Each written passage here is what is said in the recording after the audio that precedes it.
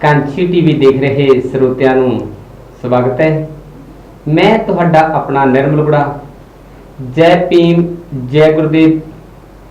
ਜਿਵੇਂ ਕਿ ਆਪ ਸਭ ਨੂੰ ਪਤਾ ਹੀ ਹੈ ਕਿ 11 ਸਾਲ ਪਹਿਲੋਂ ਸਾਡੇ ਕੋਲੋਂ ਅਮਰ ਸ਼ਹੀਦ ਸੰਤ ਰਾਮਾਨੰਦ ਜੀ ਜਾ ਚੁੱਕੇ ਨੇ ਤੇ ਅੱਜ ਉਹਨਾਂ ਤੇ ਅਸੀਂ ਚਰਚਾ ਕਰਾਂਗੇ ਕਿਉਂ ਅੱਜ ਉਹਨਾਂ ਦੀ ਬਰਸੀ ਹੈ।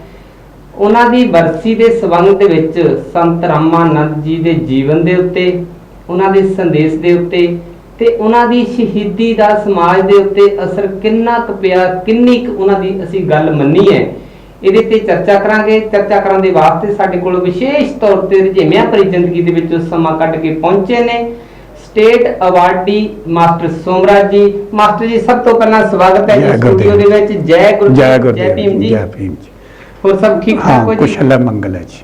ਜਿਵੇਂ ਕਿ ਲੋਕਡਾਊਨ ਚੱਲ ਰਿਹਾ 2 ਮਹੀਨੇ ਤੋਂ ਸਭ ਨੂੰ ਪਤਾ ਹੀ ਹੈ ਤੇ ਬੜੇ ਸਮਾਗਮਾਂ ਦੇ ਵਿੱਚ ਸੰਦੇਸ਼ ਦੇਣੇ ਸੀਗੇ ਸੰਤ ਮਹਾਰਾਜ ਜੀ ਉਹਨਾਂ ਦੇ ਵੱਲੋਂ। ਅਮਰ ਸ਼ਹੀਦ ਸੰਤ ਰਾਮਾਨੰਦ ਜੀ ਦੀ ਬਰਸੀ ਦੇ ਉੱਤੇ ਵੱਡੇ ਵੱਡੇ ਸਮਾਗਮ ਕਰਕੇ ਸੰਗਤ ਨੂੰ ਸਾਂਝੇ ਕਰਨੇ ਸੀ ਵਿਚਾਰ, ਪਰ ਲੋਕਡਾਊਨ ਕਰਕੇ ਵੱਡੇ ਸਮਾਗਮਾਂ ਤੇ ਅਜੇ ਪਾਬੰਦੀ ਹੈ ਤੇ ਜੀ ਕੀਤਾ ਕਿ ਤੁਹਾਡੇ ਵਿਚਾਰ ਸਟੂਡੀਓ ਦੇ ਵਿੱਚ ਬੁਲਾ ਕੇ ਸਰੋਤਿਆਂ ਦੇ ਨਾਲ, ਸੰਗਤ ਦੇ ਨਾਲ ਸਾਂਝੇ ਕਰੀਏ। ਤੁਸੀਂ ਵੀ ਬਹੁਤ ਜ਼ਿੰਦਗੀ ਦੇ ਵਿੱਚੋਂ ਜਿਹੜਾ ਰੁਝੇਵਿਆਂ ਭਰੀ ਜ਼ਿੰਦਗੀ ਹੈ ਉਹ ਚੋਂ ਸਮਾਂ ਕੱਢਿਆ, ਤੁਹਾਡਾ ਬਹੁਤ ਬਹੁਤ ਧੰਨਵਾਦ ਇੱਕ ਵਾਰੀ ਫਿਰ। ਤੇ ਆਪਾਂ ਚਰਚਾ ਕਰਾਂਗੇ ਸੰਤ ਰਾਮਾਨੰਦ ਜੀ ਦੀ ਜਿਹੜਾ ਜਨਮ ਸਥਾਨ ਉਹ ਕਿੱਥੇ ਹੋਇਆ ਸੀਗਾ। ਸਭ ਤੋਂ ਪਹਿਲਾਂ ਤਾਂ ਮੈਂ ਕਾਸ਼ੀ ਟੀਵੀ ਦੇ ਸਾਰੇ ਹੀ ਸਰੋਤਿਆਂ ਨੂੰ ਜੀ, ਸਾਰੀ ਟੀਮ ਦਾ ਮੈਂ ਬੜਾ ਆਭਾਰੀ ਹਾਂ ਕਿ ਤੁਸੀਂ ਮੈਨੂੰ ਇਸ ਲਾਇਕ ਸਮਝਿਆ।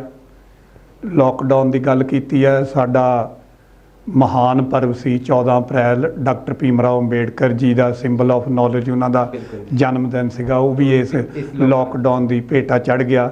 ਵਿਸਾਖੀ ਦਾ ਸੀਗਾ, ਉਹ ਵੀ ਇਸੇ ਸਮਾਗਮ ਲੋਕਡਾਊਨ ਦੀ ਚਲਾ ਗਿਆ। ਹੋਰ ਵੀ ਬਹੁਤ ਸਾਰੇ ਸਮਾਗਮ ਜਿਹੜੇ ਲੋਕਡਾਊਨ ਦੀ ਭੇਟਾ ਚੜ੍ਹ ਗਏ, ਪਰੰਤੂ ਇਹ ਸਾਨੂੰ ਸੋਸ਼ਲ ਡਿਸਟੈਂਸ ਜਿਹੜੀ ਹੈ ਉਹ ਰੱਖਣੀ ਜ਼ਰੂਰੀ ਸੀ। ਤਾਂ ਕੋਈ ਗੱਲ ਨਹੀਂ, ਜਾਨ ਪਾਏ ਤੋਂ ਲੱਖੋਂ ਪਾਏ, ਜਾਨ ਹੈ ਤਾਂ ਜਹਾਨ ਹੈ, ਜਾਨ ਰਹੂਗੀ ਤਾਂ ਆਪਾਂ ਮਹਾਂਪੁਰਸ਼ਾਂ ਦੇ ਗੁਣ ਗਾਣ ਜਿਹੜੇ ਆ ਉਹ ਕਰਨ ਲਈ ਲੰਬੀ ਉਮਰ ਪਈ ਹੈ। ਆਪ ਜੀ ਨੇ ਸੰਤ ਰਾਮਾਨੰਦ ਮਹਾਰਾਜ ਜੀ ਦੇ ਜੀਵਨ ਬਾਰੇ ਪੁੱਛਿਆ ਹੈ। ਉਹਨਾਂ ਦੀ 25 ਮਈ ਨੂੰ ਬਰਸੀ ਹੈ ਜੀ, ਸ਼ਹੀਦੀ ਸਮਾਗਮ ਹੈ। ਸੰਤ ਰਾਮਾਨੰਦ ਜੀ, ਸਾਡਾ ਇਹ ਜਿਹੜਾ ਇਲਾਕਾ ਹੈ ਇਹਨੂੰ ਬੈਸਤ ਦੁਆਬ ਬੋਲਦੇ ਜੀ। 2 ਦਰਿਆਵਾਂ ਦੇ ਵਿਚਕਾਰ ਦੀ ਧਰਤੀ ਨੂੰ ਦੁਆਬਾ ਬੋਲਦੇ ਆ ਤੇ ਅਸੀਂ ਬੈਸਤ ਦੁਆਬ ਵਿੱਚ ਆਉਂਦੇ ਜੀ। ਬੈਸਤ ਦੁਆਬ ਬਣਿਆ ਬੱਬਾ ਬਿਆਸ, ਬੱਬੇ ਦੀ ਸਿਆਰੀ ਤੇ ਸਤਲੁਜ ਦਾ ਸੱਸਾ ਤੱਤਾ, ਤਾਂ ਬੈਸਤ ਦੁਆਬ ਬਣਿਆ ਜੀ। ਅਸੀਂ ਇਸ ਦੇ ਵਿੱਚ ਰਹਿੰਦੇ ਹਾਂ ਤੇ ਜੇ ਇਹਦੇ ਵਿੱਚ ਪ੍ਰਮੁੱਖ ਜਿਹੜਾ ਹੈ ਉਹ ਇਲੈਕਟ੍ਰੋਨਿਕ ਪ੍ਰਿੰਟ ਮੀਡੀਆ ਇਨਫੋਰਮੇਸ਼ਨ ਦਾ ਸਭ ਤੋਂ ਵੱਡਾ ਸੈਂਟਰ ਹੈ ਜਲੰਧਰ ਜੀ। ਜਿੱਥੇ ਦੂਰਦਰਸ਼ਨ ਆਇਆ, ਜਿੱਥੇ ਰੇਡੀਓ ਆਇਆ, ਜਿੱਥੇ ਡੇਲੀ ਜਿਹੜੀਆਂ ਅਖਬਾਰਾਂ ਨਿਕਲਦੀਆਂ ਹੈ। ਇਸ ਦੇ ਨਾਲ ਹੀ 10 ਕਿਲੋਮੀਟਰ ਦੂਰ ਪਠਾਨਕੋਟ ਰੋਡ ਦੇ ਉੱਤੇ ਛੋਟਾ ਜਿਹਾ ਆਪਾਂ ਚੜ੍ਹਦੇ ਵੱਲ ਨੂੰ ਜਾਈਏ ਤਾਂ ਅਲਾਵਲਪੁਰ ਪਿੰਡ ਹੈ ਜੀ। ਮਹਾਰਾਜ ਜੀ ਅਲਾਵਲਪੁਰ ਸ਼੍ਰੀਮਾਨ ਮਹਿੰਗਾ ਰਾਮ ਜੀ ਦੇ ਘਰ ਤੇ ਮਾਤਾ ਜੀਤ ਕੌਰ ਦੇ ਘਰ ਜਿਹੜਾ ਹੈ 2 ਫਰਵਰੀ 1952 ਨੂੰ ਉਹਨਾਂ ਨੇ ਜਨਮ ਲਿਆ ਜੀ, ਅਲਾਵਲਪੁਰ, ਜੋ ਕਿ ਭੋਗਪੁਰ ਦੇ ਨਜ਼ਦੀਕ ਹੈ ਜੀ। ਤੇ ਉਹਨਾਂ ਨੇ ਪ੍ਰਾਇਮਰੀ ਜਿਹੜੀ ਆ ਉਹ ਪਿੰਡ ਤੋਂ ਹੀ ਕੀਤੀ। ਬਚਪਨ ਦੇ ਵਿੱਚ ਮਹਾਰਾਜ ਜੀ ਜਦੋਂ ਛੋਟੇ ਸੀਗੇ ਉਦੋਂ ਬਿਮਾਰ ਹੋ ਗਏ ਤਾਂ ਉਹਨਾਂ ਦੇ ਪਿਤਾ ਸ਼੍ਰੀਮਾਨ ਮਹਿੰਗਾ ਰਾਮ ਜੀ ਮਹਾਰਾਜ ਸੰਤ ਮਹਾਰਾਜ ਜੀ ਸੰਤ ਸਰਵਣਦਾਸ ਮਹਾਰਾਜ ਜੀ ਦੇ ਕੋਲ ਉਹਨਾਂ ਨੂੰ ਲੈ ਕੇ ਆਏ ਤੇ ਕਹਿੰਦੇ ਜੀ ਬੱਚੇ ਦਾ ਪਤਾ ਨਹੀਂ ਹੈ ਬਚਣਾ ਜਾਂ ਨਹੀਂ ਬਚਣਾ। ਤਾਂ ਫਿਰ ਸੰਤਾਂ ਨੇ ਆਸ਼ੀਰਵਾਦ ਦਿੱਤਾ ਵੀ ਮਹਿੰਗਿਆ ਤੂੰ ਹੁਣੇ ਫਿਕਰ ਕਰੀ ਜਾਂਦਾ, ਜਿੱਦਣ ਇਹਨੇ ਜਾਣਾ ਨਾ ਤੇ ਦੁਨੀਆ ਵਿੱਚ ਤਰਥੱਲ ਮੱਚ ਜਾਣੀ ਹੈ। ਦੁਨੀਆ ਜਿਹੜੀ ਆ ਉੱਪਰ ਦੀ ਥੱਲੇ ਹੋ ਜਾਣੀ ਆ। ਜਿੱਦਣ ਇਹਨੇ ਜਾਣਾ, ਇਹਨੇ ਕੰਮ ਹੀ ਇੰਨੇ ਕਰਨੇ, ਜਾ ਕਰ ਲੈ ਜਾ ਜੀ। ਤਾਂ ਫਿਰ ਮਹਾਰਾਜ ਜੀ ਜਿਹੜੇ ਆ ਉਹਨਾਂ ਨੇ ਸਿੱਖਿਆ ਆਪਣੇ ਪਿੰਡ ਵਿੱਚ ਕੀਤੀ। ਫਿਰ ਇਹਨਾਂ ਨੇ ਹਾਇਰ ਸੈਕੰਡਰੀ ਜਿਹੜੀ ਆ ਉਹ ਇਹਨਾਂ ਦੇ ਕਲਾਸ ਫੈਲੋ ਮੈਨੂੰ ਮਿਲੇ ਸੀਗੇ ਸ਼੍ਰੀ ਰੇਸ਼ਮ ਚੰਦ ਜੀ ਜੱਖੂ ਜੀ ਸੰਤੋਖਪੁਰਾ ਜਲੰਧਰ। ਉਹ ਮੈਨੂੰ ਮਿਲੇ ਤੇ ਉਹਨਾਂ ਨੇ ਦੱਸਿਆ ਵੀ ਅਸੀਂ ਉਹਨਾਂ ਦੇ ਨਾਲ ਪੜ੍ਹਦੇ ਸੀਗੇ ਜੀ ਸਾਈਂ ਦਾਸ ਸਕੂਲ ਵਿੱਚ। ਉੱਥੋਂ ਉਹਨਾਂ ਨੇ 11ਵੀਂ ਪਾਸ ਕੀਤੀ, ਫਿਰ ਉਹਨਾਂ ਨੇ BA ਜਿਹੜੀ ਹੈ ਉਹ ਦੁਆਬਾ ਕਾਲਜ ਤੋਂ ਪਾਸ ਕੀਤੀ ਹੈ ਜੀ। ਤੇ ਸੰਤ ਰਾਮਾਨੰਦ ਮਹਾਰਾਜ ਜੀ ਨੇ ਜਦੋਂ ਉੱਚ ਸਿੱਖਿਆ ਪ੍ਰਾਪਤ ਕਰ ਲਈ, ਫਿਰ ਇਹਨਾਂ ਨੂੰ ਨੌਕਰੀ ਦਾ ਜਿਹੜੀ ਆ ਉਹ ਚਿੱਠੀ ਆਈ ਸੈਂਟਰ ਸਰਕਾਰ ਦੀ ਵੀ ਤੁਸੀਂ ਨੌਕਰੀ ਲਈ ਆਓ। ਪਰ ਮਹਾਰਾਜ ਜੀ ਨੇ ਕਿਹਾ ਵੀ ਅਸੀਂ ਨੌਕਰੀ ਜਿਹੜੀ ਹੈ ਉਹ ਝੂਠੀ ਸਰਕਾਰ ਦੀ ਨਹੀਂ ਕਰਨੀ ਜੀ, ਜਿਹੜੀ ਸਰਕਾਰ ਬਦਲਦੀ ਰਹਿੰਦੀ ਆ। ਗੁਰੂ ਰਵਿਦਾਸ ਮਹਾਰਾਜ ਜੀ ਦੇ ਮਹਾਨ ਵਾਕ ਹੈ, ਕਾਇਮ ਦਾਇਮ ਸਦਾ ਪਤਸਾਹੀ। ਅਸੀਂ ਤਾਂ ਉਸ ਪਰਮ ਪਿਤਾ ਪਰਮਾਤਮਾ ਦੀ ਨੌਕਰੀ ਕਰਨੀ ਆ, ਉਸ ਪਰਮਾਤਮਾ ਦੇ ਰਹਿਬਰ ਗੁਰੂ ਰਵਿਦਾਸ ਮਹਾਰਾਜ ਜੀ ਦੀ ਨੌਕਰੀ ਕਰਨੀ ਆ। ਅਸੀਂ ਉਹਨਾਂ ਦੀ ਸੰਗਤਾਂ ਦੀ ਨੌਕਰੀ ਕਰਨੀ, ਉਹਨਾਂ ਦੇ ਸੰਤਾਂ ਦੀ ਨੌਕਰੀ ਕਰਨੀ ਆ। ਅਸੀਂ ਝੂਠੀ ਸਰਕਾਰ ਦੀ ਨਹੀਂ ਕਰਨੀ, ਅਸੀਂ ਸੱਚੀ ਸਰਕਾਰ ਦੀ ਨੌਕਰੀ ਕਰਨੀ ਆ ਜੀ। ਤਾਂ ਮਹਾਰਾਜ ਜੀ ਨੇ ਉਹ ਜਿਹੜਾ ਬਚਨ ਕਿਹਾ ਸੀਗਾ ਉਸ ਨੂੰ ਉਹਨਾਂ ਨੇ ਨਿਭਾਇਆ। ਉਹਨਾਂ ਨੇ ਅੰਤਮ ਸਵਾਸ ਤੱਕ ਗੁਰੂ ਰਵਿਦਾਸ ਮਹਾਰਾਜ ਜੀ ਦੀ 24 ਮਈ 2009 ਨੂੰ ਉਹ ਕੀਰਤਨ ਕਰ ਰਹੇ ਸੀ, ਮਹਾਰਾਜ ਦੀ ਸੇਵਾ ਕਰ ਰਹੇ ਸੀ, ਨੌਕਰੀ ਕਰ ਰਹੇ ਸੀ, ਮਹਾਰਾਜ ਦੇ ਉਪਦੇਸ਼ ਸੰਗਤਾਂ ਨੂੰ ਜਿਹੜਾ ਉਹ ਸਰਵਣ ਕਰਾ ਰਹੇ ਸੀਗੇ। ਤੇ ਉਦੋਂ ਜਿਹੜੇ ਲੋਕ ਹੈ ਮਾਨਵਤਾ ਵਿਰੋਧੀ ਜਿਹੜੇ ਲੋਕ ਆ, ਉਹਨਾਂ ਨੇ ਉਹਨਾਂ ਨੂੰ ਗੋਲੀ ਜਿਹੜੇ ਨਾਲ ਸ਼ਹੀਦ ਕਰਤਾ, ਜ਼ਖਮੀ ਕਰਤਾ। ਨਾਲ ਹੀ ਮਹਾਰਾਜ ਜੀ ਸੰਤ ਮਹਾਰਾਜ ਨਿਰੰਜਨ ਦਾਸ ਮਹਾਰਾਜ ਜੀ ਗੱਦੀ ਨਸ਼ੀਨ ਧੰਨ ਧੰਨ ਡੇਰਾ 108, ਸੰਤ ਸਰਵਣ ਦਾਸ ਮਹਾਰਾਜ ਜੀ ਸੱਚਖੰਡ ਬੱਲਾ ਤੇ ਗੁਰੂ ਦੀਆਂ ਲਾਡਲੀਆਂ ਸੰਗਤਾਂ ਜਿਹੜੀਆਂ ਸੀ ਉਹ ਉਸ ਵੇਲੇ ਉਹਨਾਂ ਤੇ ਜਦੋਂ ਗੋਲੀ ਚੱਲੀ ਤੇ ਸ਼ਹੀਦ ਹੋ ਜਿਹੜੇ ਸੰਤ ਸੀਗੇ ਉਹ ਜ਼ਖਮੀ ਹੋ ਗਏ। ਤੇ ਫਿਰ ਸੰਤ ਰਾਮਾਨੰਦ ਜੀ ਜਿਹੜੇ ਆ ਬਾਅਦ ਵਿੱਚ ਜ਼ਖਮਾਂ ਦੀ ਤਾਬ ਨੂੰ ਨਾ ਝੱਲਦੇ ਹੋਏ ਉਹ 25 ਮਈ ਨੂੰ ਸ਼ਹੀਦ ਹੋ ਗਏ ਜੀ। ਤੇ ਉਹਨਾਂ ਨੇ ਅੰਤਮ ਸਮੇਂ ਤੱਕ ਆਪਣੇ ਸਤਿਗੁਰਾਂ ਦੀ ਨੌਕਰੀ ਕੀਤੀ ਤੇ ਉਹਨਾਂ ਨੇ ਰਿਟਾਇਰਮੈਂਟ ਲਈ ਨਹੀਂ ਜੀ। ਸ਼ਹੀਦ ਹੋਏ ਨੇ। ਹਾਂ, ਸ਼ਹੀਦ ਹੋਏ ਜੀ। ਸ਼ਹੀਦ ਕਦੇ ਵੀ ਮਰਦੇ ਨਹੀਂ ਹੁੰਦੇ ਜੀ, ਉਹ ਅਮਰ ਹੋ ਜਾਂਦੇ ਆ। ਕਿਆ ਬਾਤ ਹੈ ਜੀ, ਬਿਲਕੁਲ ਬਿਲਕੁਲ। ਮਾਸਟਰ ਜੀ, ਜਿਵੇਂ ਸੰਤ ਰਾਮਾਨੰਦ ਜੀ ਦੇ ਪੂਰੇ ਜੀਵਨ ਦੇ ਉੱਤੇ ਤੁਸੀਂ ਚਰਚਾ ਕੀਤੀ, ਵੈਸੇ ਤੇ ਉਹਨਾਂ ਦੇ ਜੀਵਨ ਦੇ ਉੱਤੇ ਚਰਚਾ ਕਰਨ ਦੇ ਲਈ ਸਾਡਾ ਜੀਵਨ ਲੱਗ ਜਾਏਗਾ, ਫਿਰ ਵੀ ਉਹਨਾਂ ਨੇ ਜਿਹੜੀ ਸ਼ਹੀਦੀ ਪਾਈ ਆ ਸਮਾਜ ਦੇ ਵਾਸਤੇ, ਉਹਨਾਂ ਦਾ ਅਸਲ ਉਦੇਸ਼ ਕੀ ਸੀਗਾ? ਕੀ ਸਮਾਜ ਨੂੰ ਕੀ ਕਹਿਣਾ ਚਾਹੁੰਦੇ ਸੀ? ਕਿਸ ਰਸਤੇ ਤੇ ਲੈ ਕੇ ਜਾਣਾ ਚਾਹੁੰਦੇ ਸੀਗੇ? ਉਹਨਾਂ ਦੀ ਜਿਹੜੀ ਕਰਮ ਭੂਮੀ ਹੈ ਜੀ ਜੀ ਉਹ ਡੇਰਾ ਸੱਚਖੰਡ ਬੱਲਾ ਰਹੀ ਜੀ। ਜੀ ਤੇ ਸੰਤ ਮਹਾਰਾਜ ਜੀ, ਸੰਤ ਬਾਬਾ ਪਿੱਪਲ ਦਾਸ ਮਹਾਰਾਜ ਜੀ, ਸੰਤ ਸਰਵਣ ਦਾਸ ਮਹਾਰਾਜ ਜੀ, ਸੰਤ ਹਰੀਦਾਸ ਮਹਾਰਾਜ ਜੀ, ਸੰਤ ਗਰੀਬਦਾਸ ਮਹਾਰਾਜ ਜੀ ਤੇ ਮੌਜੂਦਾ ਗੱਦੀ ਨਸ਼ੀਨ ਸੰਤ ਨਿਰੰਜਨ ਦਾਸ ਮਹਾਰਾਜ ਜੀ ਦੀ ਉਹਨਾਂ ਨੇ ਖਿਦਮਤ ਕੀਤੀ ਜੀ। ਤੇ ਉਹਨਾਂ ਨੇ ਡੇਰੇ ਵਿੱਚ ਰਹਿੰਦਿਆਂ ਹੋਇਆਂ, ਕਿਉਂਕਿ ਸੰਤ ਸਰਵਣ ਦਾਸ ਮਹਾਰਾਜ ਜੀ ਤੇ ਸੰਤ ਹਰੀਦਾਸ ਮਹਾਰਾਜ ਜੀ ਗਿਆਨ ਦੇ ਪ੍ਰਤੀ ਬਹੁਤ ਜਾਗਰੂਕ ਸੀਗੇ। ਉਹ ਬੱਚਿਆਂ ਨੂੰ ਡੇਰੇ ਵਿਖੇ ਬੁਲਾ ਕੇ ਪੜ੍ਹਾਉਂਦੇ ਸੀਗੇ ਜੀ। ਤੇ ਉਸ ਵੇਲੇ ਬਹੁਤੇ ਸਾਧਨ ਨਹੀਂ ਸੀ ਹੁੰਦੇ, ਧਰਤੀ ਦੇ ਉੱਤੇ ਹੀ ਊੜਾ ਐੜਾ ਲਿਖ ਕੇ ਬੱਚਿਆਂ ਦੀਆਂ ਉਂਗਲੀਆਂ ਫੜ ਕੇ ਉਹਨਾਂ ਨੂੰ ਸਿਖਾਲਣਾ ਜੀ।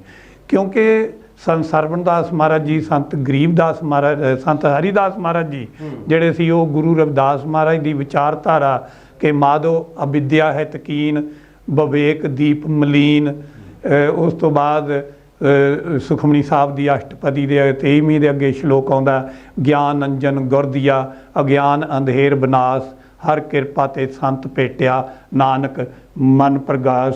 ਤੇ ਗੁਰੂ ਰਵਿਦਾਸ ਮਹਾਰਾਜ ਜੀ ਦੇ ਮਹਾਨ ਵਾਕ ਨੇ, ਸਤ ਵਿਦਿਆ ਕੋ ਪੜ੍ਹੇ ਪ੍ਰਾਪਤ ਕਰੇ ਸਦਾ ਗਿਆਨ, ਰਵਿਦਾਸ ਕਹੋ ਬਿਨ ਵਿਦਿਆ ਨਰਕੋ ਜਾਨ ਅਜਾਨ।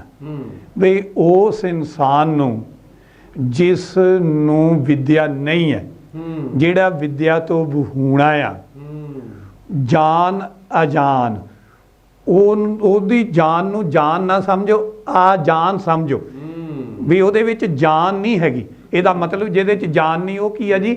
ਮੁਰਦਾ। ਇਸ ਕਰਕੇ ਮਹਾਰਾਜ ਜੀ ਕਹਿੰਦੇ ਵੀ ਜਿਹਨੂੰ ਗਿਆਨ ਨਹੀਂ ਹੈਗਾ ਉਹ ਮੁਰਦੇ ਨੇ। ਇਹ ਵਿਚਾਰਧਾਰਾ ਸੀਗੀ। ਸੰਤ ਮਹਾਰਾਜ ਜੀ, ਸੰਤ ਸਰਵਣਦਾਸ ਮਹਾਰਾਜ ਜੀ ਨੇ ਗੁਰੂ ਰਵਿਦਾਸ ਮਹਾਰਾਜ ਦੀ ਵਿਚਾਰਧਾਰਾ ਨੂੰ ਜਿਹੜਾ ਉਹ ਗ੍ਰਹਿਣ ਕੀਤਾ। ਗੁਰੂ ਰਵਿਦਾਸ ਮਹਾਰਾਜ ਦੀ ਵਿਚਾਰਧਾਰਾ ਜਿਹੜੀ ਸੀ ਉਹ ਵਿਗਿਆਨਕ ਸੋਚ ਤੇ ਆਧਾਰਿਤ ਸੀਗੀ, ਜਿਸ ਕਰਕੇ ਸੰਤ ਰਾਮਾਨੰਦ ਮਹਾਰਾਜ ਜੀ ਨੇ ਗੁਰੂ ਰਵਿਦਾਸ ਮਹਾਰਾਜ ਦੀ ਬਾਣੀ ਦਾ, ਹੋਰ ਮਹਾਂਪੁਰਸ਼ਾਂ ਦੀਆਂ ਬਾਣੀਆਂ ਦਾ, ਹੋਰ ਸਾਰੇ ਗ੍ਰੰਥਾਂ ਦਾ ਜਿਹੜਾ ਉਹ ਡੂੰਘਾ ਅਧਿਐਨ ਕੀਤਾ। ਤੇ ਉਹ ਮਹਾਰਾਜ ਜੀ, ਸੰਤ ਰਾਮਾਨੰਦ ਮਹਾਰਾਜ ਜੀ ਸੁਰਾਂ ਦੇ ਸਮਰਾਟ ਸੀਗੇ, ਕੀਰਤਨ ਦੇ ਧਨੀ ਸੀਗੇ ਜੀ। ਇਹ ਮੈਂ ਤੁਹਾਨੂੰ ਦੱਸਦੇ ਹੋਏ ਖੁਸ਼ੀ ਮਹਿਸੂਸ ਕਰ ਰਿਹਾ ਕਿ ਜਦੋਂ ਅਸੀਂ ਪਿੰਡ ਮਜਾਰੀ ਤੋਂ ਫਗਵਾੜੇ ਆਏ ਜੀ, ਸਾਨੂੰ ਪਹਿਲਾਂ ਸੰਤਾਂ ਦੇ ਡੇਰਿਆਂ ਬਾਰੇ ਨਹੀਂ ਸੀ ਪਤਾ। ਅਸੀਂ ਜਦੋਂ ਆਏ ਤਾਂ ਚੱਕ ਹਕੀਮ ਸੰਤ ਮਹਾਰਾਜ ਜੀ, ਸੰਤ ਗਰੀਬਦਾਸ ਮਹਾਰਾਜ ਜੀ ਨੇ ਗੁਰੂ ਰਵਿਦਾਸ ਮਹਾਰਾਜ ਦਾ ਕੁੰਭ ਲਾਉਣਾ ਚਾਹਿਆ ਜੀ। ਇੱਥੋਂ ਸੰਤ ਮਹਾਰਾਜ ਜੀ, ਸੰਤ ਸੁੰਦਰਦਾਸ ਸ਼ਾਸਤਰੀ ਜੀ ਨੂੰ ਲਿਆਂਦਾ ਤੇ ਸੰਤ ਰਾਮਾਨੰਦ ਜੀ, ਸੰਤ ਨਰਿੰਦਰ ਦਾਸ ਮਹਾਰਾਜ ਜੀ ਨੇ ਇਸ ਨੂੰ ਸੜਕ ਦੇ ਉੱਤੇ GT ਰੋਡ ਤੇ ਸਥਾਪਿਤ ਹੋਣ ਕਰਕੇ ਉਹਨਾਂ ਨੇ ਇਹਨੂੰ ਪ੍ਰਫੁੱਲਿਤ ਕਰਨ ਦੀ ਕੋਸ਼ਿਸ਼ ਕੀਤੀ। ਤੇ ਉਦੋਂ ਸਾਨੂੰ ਪਤਾ ਲੱਗਾ ਬਈ ਬੱਲਾਂ ਵਾਲੇ ਸੰਤ ਇੱਥੇ ਆਉਂਦੇ ਆ। ਤਾਂ ਉਹ ਫਿਰ ਹੌਲੀ ਹੌਲੀ ਜਦ ਸਾਨੂੰ ਪਤਾ ਲੱਗਾ, ਫਿਰ ਸਾਡੇ ਮਨ ਵਿੱਚ ਇੱਛਾ ਹੋਈ ਵੀ ਮਹਾਰਾਜ ਜੀ ਸਟੇਜ ਤੇ ਹੋਣ, ਮੈਂ ਵੀ ਚੰਦ ਸ਼ਬਦ ਬੋਲਾਂ। ਫਿਰ ਜਦੋਂ ਮੈਂ ਇਹ ਗੱਲ ਕੀਤੀ, ਫਿਰ ਮੈਨੂੰ ਕਿਸੇ ਨੇ ਕਿਹਾ ਕਿ ਸੰਤ ਰਾਮਾਨੰਦ ਮਹਾਰਾਜ ਜੀ ਦੇ ਹੁੰਦੇ ਬੋਲਣ ਲਈ ਤੁਹਾਨੂੰ ਡੂੰਘਾ ਗਿਆਨ ਦਾ ਅਧਿਐਨ ਕਰਨਾ ਪੈਣਾ ਹੈ। ਉਹਨਾਂ ਦੇ ਅੱਗੇ ਆਮ ਆਦਮੀ ਨਹੀਂ ਬੋਲ ਸਕਦਾ, ਇਸ ਕਰਕੇ ਤੁਸੀਂ ਘੋਰ ਅਧਿਐਨ ਕਰੋ ਬਾਣੀ ਦਾ। ਤੇ ਫਿਰ ਮੈਂ ਸਾਰੇ ਗ੍ਰੰਥ ਪੜ੍ਹੇ, ਉਰਦੂ ਦਾ ਵੀ ਮੈਂ ਗਿਆਨ ਜਿਹੜਾ ਹੈ ਉਹ ਹਾਸਲ ਕੀਤਾ। ਸੰਸਕ੍ਰਿਤ ਸਾਡੇ ਸਕੂਲ ਵਿੱਚ ਪੜ੍ਹਾਉਂਦੇ ਸੀ, ਅਸੀਂ ਉਦੋਂ ਵੀ ਉਹਨਾਂ ਤੋਂ ਪੁੱਛ ਲੈਂਦੇ ਸੀਗੇ। ਤਾਂ ਫਿਰ ਮਹਾਰਾਜ ਜੀ ਨੂੰ ਸਾਨੂੰ ਮਿਲਣ ਦਾ ਮੌਕਾ ਮਿਲਿਆ ਜੀ।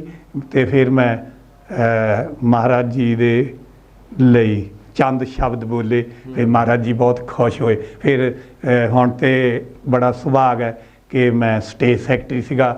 ਸੰਤ ਨਿਰੰਜਨ ਦਾਸ ਮਹਾਰਾਜ ਜੀ ਜਿਹੜੀ ਆ ਉਹ ਗੱਦੀ ਨਸ਼ੀਨ ਸੀਗੇ ਤੇ ਸਰਪ੍ਰਸਤੀ ਕਰਦੇ ਸੰਤ ਸੰਮੇਲਨਾਂ ਦੀ, ਤੇ ਸੰਤ ਰਾਮਾਨੰਦ ਮਹਾਰਾਜ ਜੀ ਦੇਖ ਰੇਖ ਕਰਦੇ ਸੀਗੇ। ਤੇ ਅਸੀਂ ਸਟੇਜ ਸੈਕਟਰੀ ਹੋਣ ਦਾ ਸਾਨੂੰ ਮਾਣ ਹੋਇਆ ਜੀ। ਮੈਂ ਮਹਾਰਾਜ ਜੀ ਨੂੰ ਸਮਾਂ ਦਿੰਦਾ ਰਿਹਾ।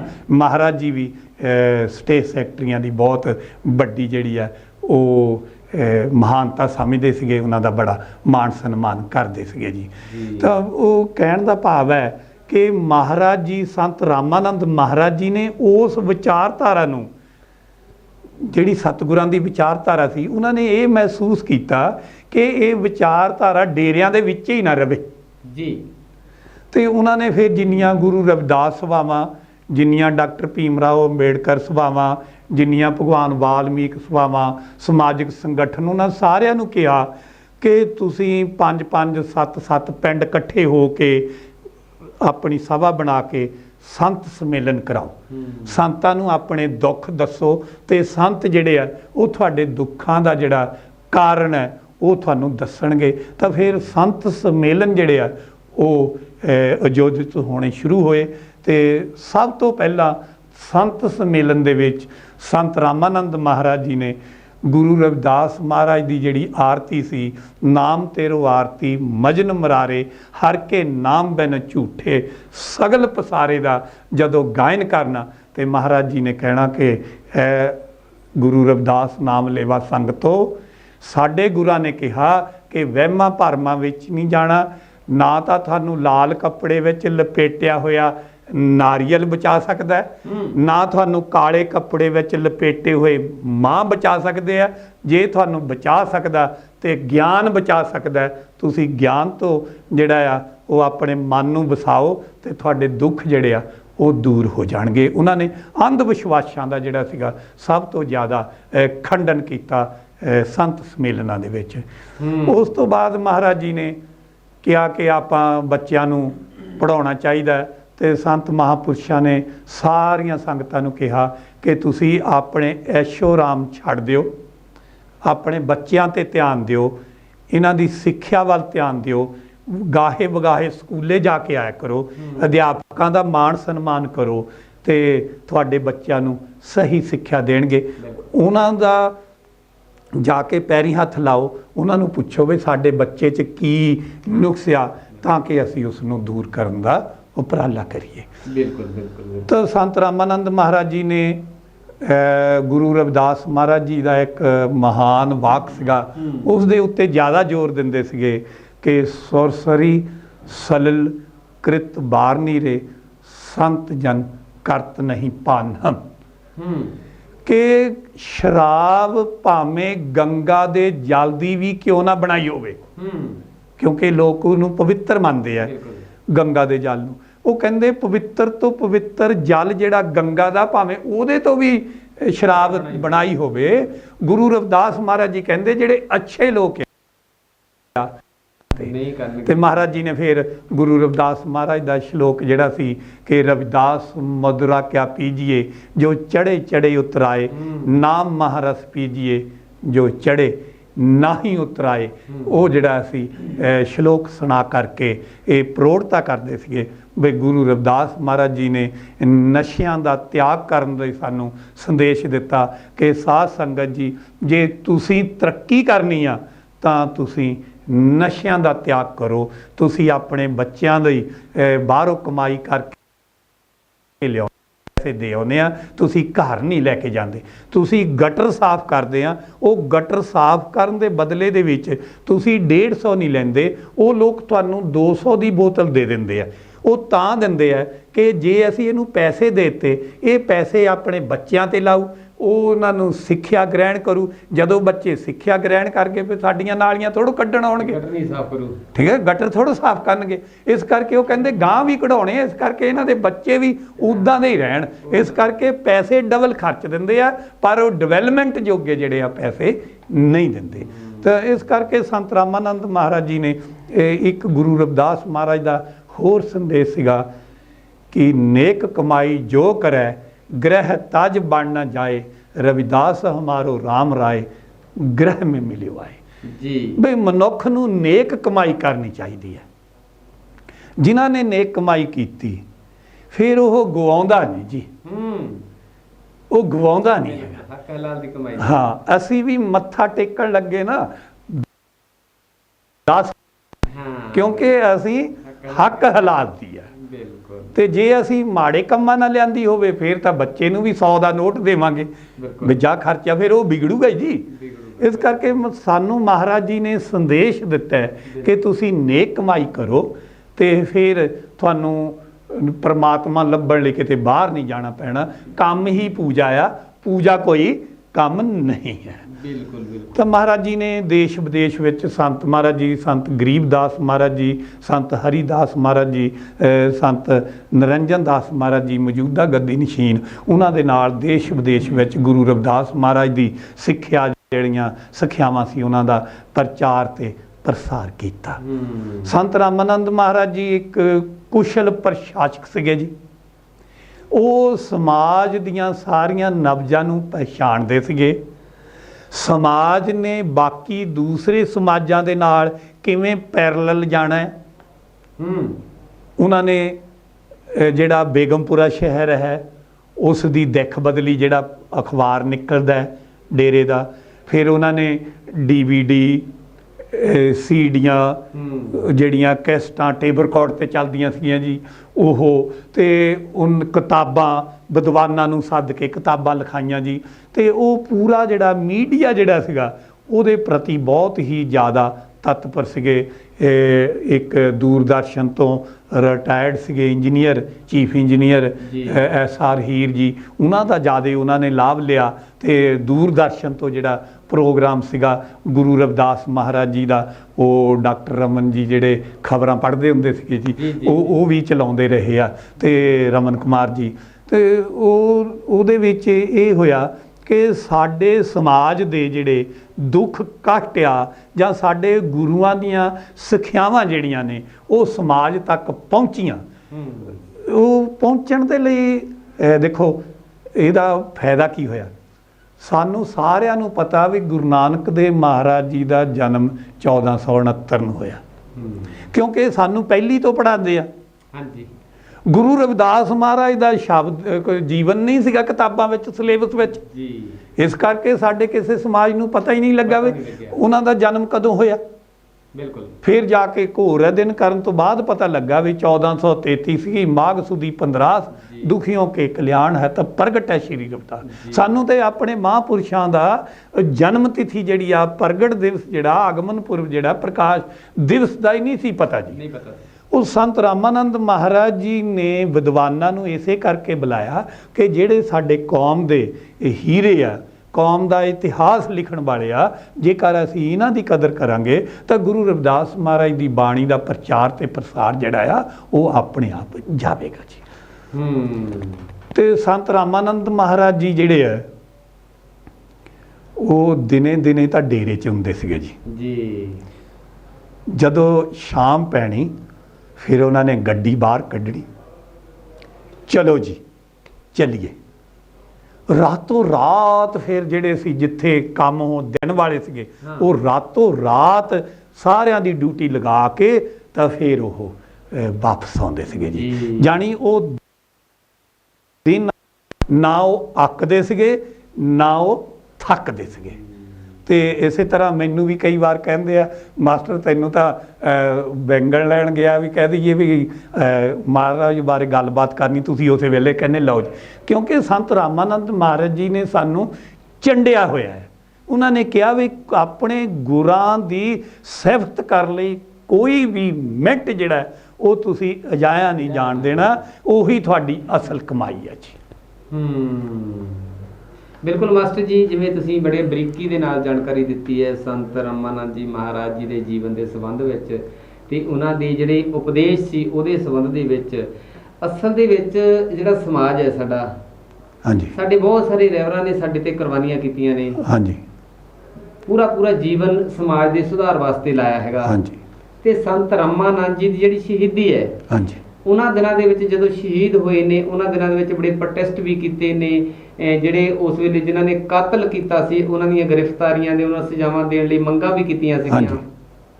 ਸ਼ਹੀਦੀ ਦਾ ਸਮਾਜਿਕ ਤੌਰ ਤੇ ਸਮਾਜ ਦੇ ਉੱਤੇ ਅਸਰ ਕੀ ਦਿਖਾਈ ਦੇ ਰਿਹਾ ਤੁਹਾਨੂੰ? ਸਭ ਤੋਂ ਪਹਿਲਾਂ ਤਾਂ ਜੀ ਮੈਂ ਆਪ ਜੀ ਨੂੰ ਨਾ ਕਾਰਨ ਦੱਸਾਂਗਾ ਵੀ ਸ਼ਹੀਦੀ ਹੋਈ ਕਿਉਂ। ਜੀ। ਸ਼ਹੀਦੀ ਇੱਦਾਂ ਜੀ ਵੀ ਸੰਤ ਰਾਮਾਨੰਦ ਮਹਾਰਾਜ ਜੀ ਜਿਹੜੇ ਆ ਉਹ ਕਰਮਸ਼ੀਲ ਜੀ, ਗਤੀਸ਼ੀਲ ਜੀ ਤੇ ਗੁਰੂ ਰਵਿਦਾਸ ਮਹਾਰਾਜ ਦੇ ਮਿਸ਼ਨ ਨੂੰ ਸਮਰਪਿਤ ਸੰਤ ਸੀਗੇ ਜੀ। ਉਹਨਾਂ ਨੇ ਡਾਕਟਰ ਭੀਮ ਰਾਓ ਅੰਬੇਡਕਰ ਜੀ ਦਾ ਜਿਹੜਾ ਜੀਵਨ ਹੈ ਉਸ ਨੂੰ ਨੇੜਿਓਂ ਹੋ ਕੇ ਤੱਕਿਆ। ਵਾਹ। ਕਿਉਂਕਿ ਡੇਰੇ ਦੇ ਸੰਤ ਮਹਾਰਾਜ ਜੀ, ਸੰਤ ਸਰਵਣ ਦਾਸ ਮਹਾਰਾਜ ਜੀ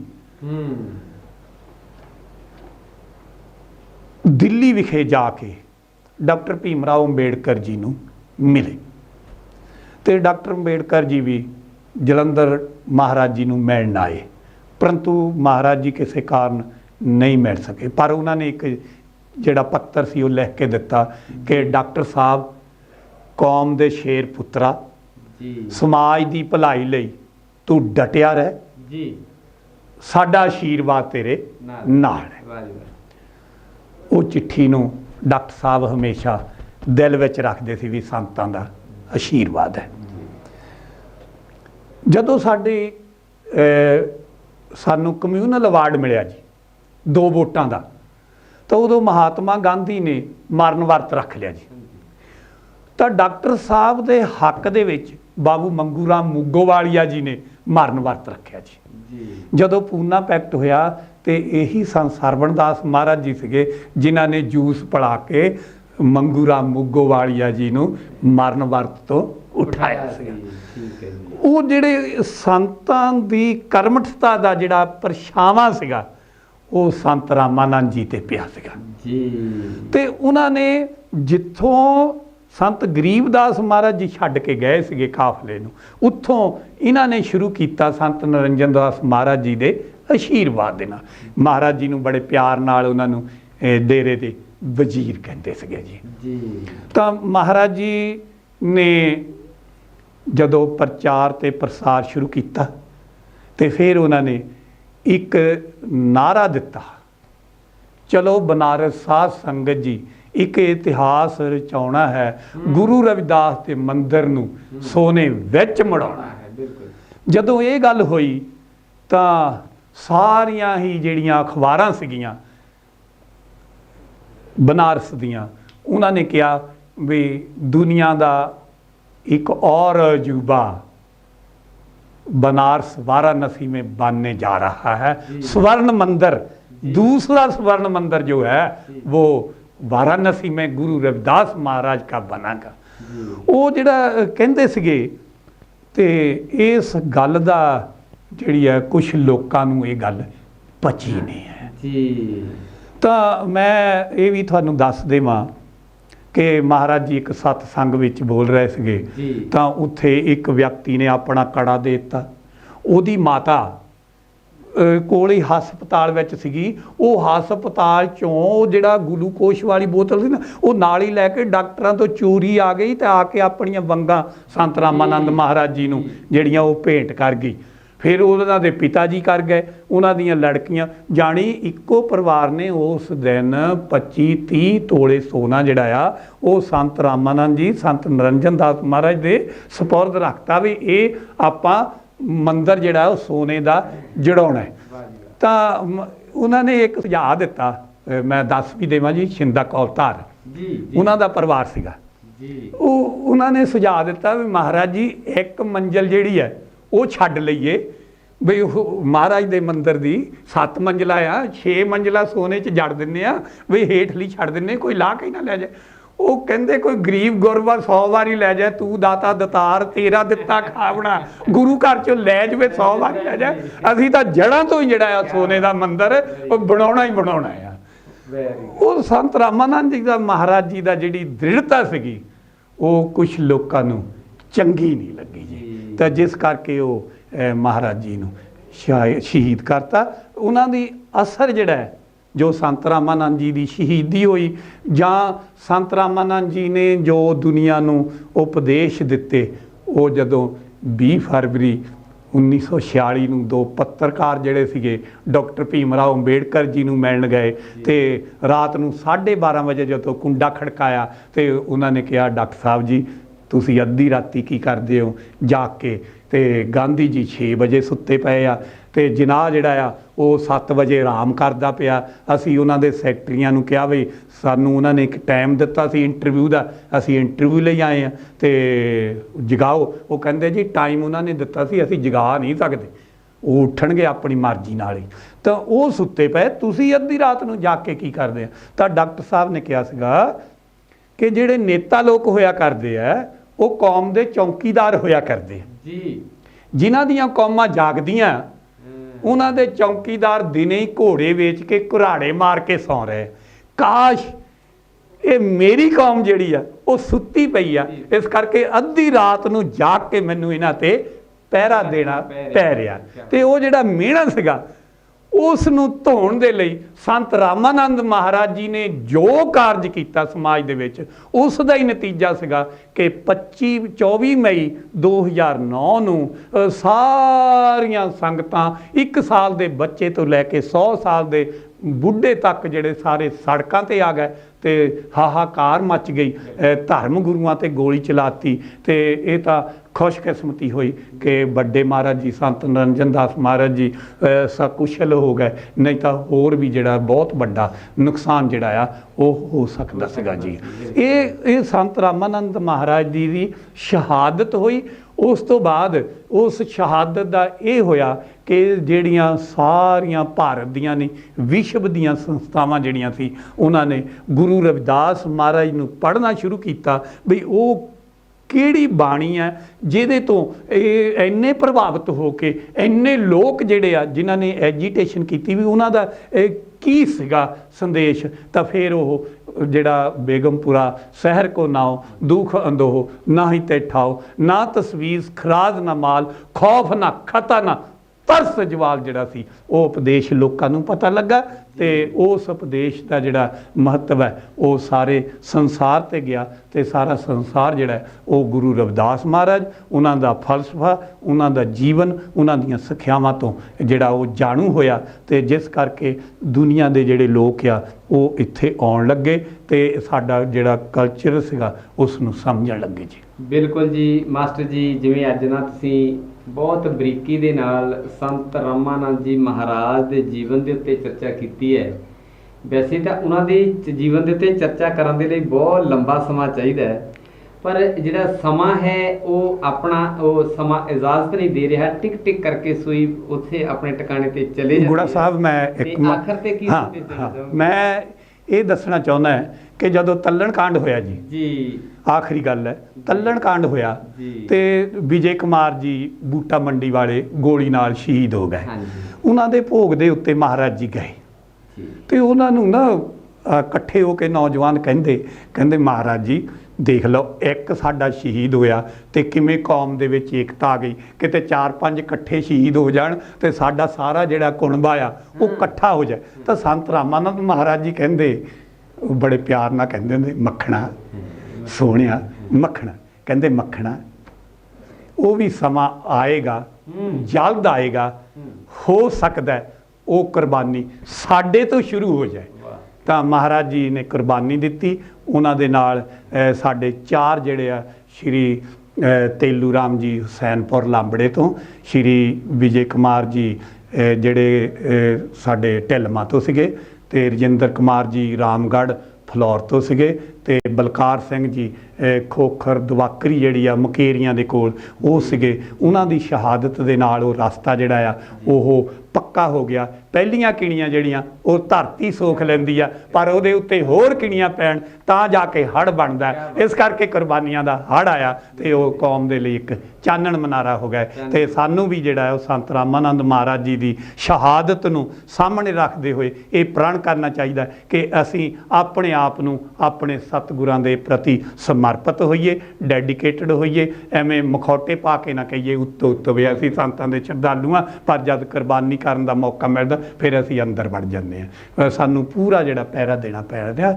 ਮੈਂ ਸੰਤਾਂ ਦੇ ਜਿਹੜਾ 25 ਮਈ ਨੂੰ ਉਹਨਾਂ ਦਾ ਸ਼ਹੀਦੀ ਪੁਰਬ ਹੈਗਾ, ਉਸ ਦੇ ਲਈ ਮੈਂ ਆਪਣੇ ਇਹ ਜਿਹੜੇ ਚੰਦ ਮਹਾਰਾਜ ਜੀ ਦੀ ਸ਼ਹਾਦਤ ਦੇ ਪ੍ਰਤੀ, ਉਹਨਾਂ ਦੇ ਸਨਮਾਨ ਪ੍ਰਤੀ ਸ਼ਬਦ ਬੋਲੇ, ਇਹ ਇੱਕ ਸ਼ਰਧਾਂਜਲੀ ਰੂਪ ਵਿੱਚ ਪੇਸ਼ ਕੀਤੇ ਹੈ। ਬਿਲਕੁਲ ਜੀ, ਸ਼ਰਧਾਂਜਲੀ ਰੂਪ ਦੇ ਵਿੱਚ ਜਿਹੜੇ ਸ਼ਬਦ ਮਾਸਟਰ ਸੋਮਰਾਜ ਜੀ ਉਹਨਾਂ ਨੇ ਰੱਖੇ ਨੇ, ਅਸੀਂ ਵੀ ਜਿੰਨੇ ਸਰੋਤੇ ਦਰਸ਼ਕ ਸੁਣ ਰਹੇ ਨੇ, ਅਸੀਂ ਵੀ ਸਾਡੀ ਜਿਹੜੀ ਸ਼ਰਧਾਂਜਲੀ ਇਹੀ ਹੋਏਗੀ ਕਿ ਅਸੀਂ ਉਹਨਾਂ ਸੰਤਾਂ ਦੇ ਪਾਏ ਪੂਰਨਿਆਂ ਤੇ ਚੱਲੀਏ। ਕੀ ਚਾਹੁੰਦੇ ਸੀ ਸਤਿਗੁਰੂ ਰਵਿਦਾਸ ਮਹਾਰਾਜ ਜੀ, ਕੀ ਚਾਹੁੰਦੇ ਨੇ ਸਾਡੇ ਸੰਤ, ਕਿਉਂ ਸ਼ਹੀਦੀ ਦੇਣੀ ਪਈ, ਕੀ ਸਾਨੂੰ ਸਮਝਾਉਣਾ ਚਾਹੁੰਦੇ ਸੀਗੇ। ਆਓ ਸੱਚੀ ਮੁੱਚੀ ਅੱਜ ਇਹ ਸ਼ਹੀਦੀ ਦਿਵਸ ਤੇ ਆਪਾਂ ਵੀ ਪ੍ਰਣ ਕਰੀਏ।